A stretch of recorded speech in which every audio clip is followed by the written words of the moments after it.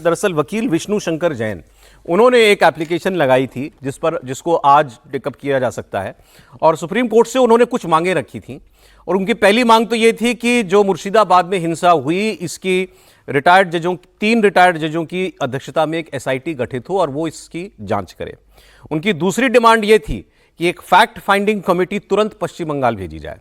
उनकी अगली डिमांड यह थी कि हिंसा प्रभावित इलाकों में पैरामिलिट्री फोर्सेस को लंबे वक्त तक के लिए तैनात किया जाए। इसके अलावा अनुच्छेद 355 के तहत गवर्नर से ग्राउंड रिपोर्ट मांगी जाए और सरकार को निर्देश दिया जाए कि वो मुर्शिदाबाद में जो कुछ हुआ और उसको देखते हुए वहां क्या कार्रवाई कर सकती है।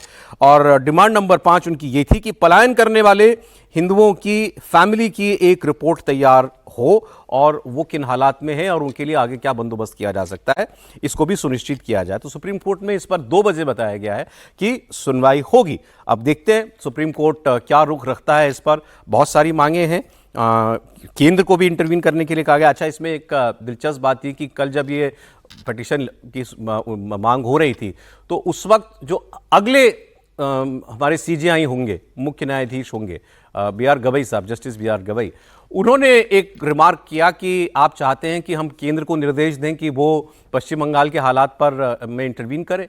हम पर तो पहले ही दखल दिया जा रहा है, हम पर तो पहले ही आरोप लगाया जा रहा है कि हम कार्यपालिका के क्षेत्र में दखल देते हैं। और ये बात उन्होंने 2 बार कही कल अलग अलग मौकों पर। तो जो कुछ बीजेपी के सांसदों या नेताओं ने अपनी बयानबाजी में कहा, इसका ये बिल्कुल मतलब नहीं कि वो सुप्रीम कोर्ट तक पहुंचा नहीं। तो बातों बातों में उसका जिक्र कल बी.आर. गवई साहब ने कर भी दिया है। लेकिन पहले मैं ममता जी के जो आया है अगले 10 दिनों के बाद उनका दौरा मुर्शिदाबाद का लगेगा। त्रिपाठी जी, ममता जी को पता नहीं, मतलब क्या कहें, देर आए दुरुस्त आए जैसी चीज भी नहीं कह सकते। ये भी नहीं कह सकते कि वो जा रही तो उनकी नीयत कोई ठीक होगी, क्योंकि मुर्शिदाबाद में जो कुछ हुआ उसके बाद उन्होंने और उनकी पार्टी ने कहा कि ये सब संघ भाजपा के लोगों ने कराया।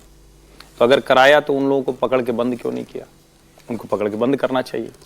और मुर्शिदाबाद में जो कुछ हुआ है वो उस डिजाइन का हिस्सा है जिसको बार बार मैं एक बड़े सवाल के तौर पर खड़ा करता हूं, और वो जनरलाइज नहीं किया जा सकता कि जहां मुस्लिम आबादी बढ़ जाती है वहां अगर सत्ता शासक मुस्लिम अपीजमेंट वाला हो तो क्या हाल हो सकता है।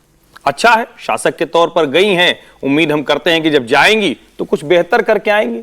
वहां जाएंगी तो कुछ उन लोगों को, जिसको कहते हैं कि जिनके घर परिवार के लोग चले गए, जिनके यहां मुश्किलें हो गई, जिनके घर दुकान मकान जला दिए गए, उनको कुछ वो मरहम देकर आएंगे। कहीं उल्टा ना हो जाए, कहीं ऐसी सभा में न चली जाए कि फिर से कहें कि हम आपके साथ हैं।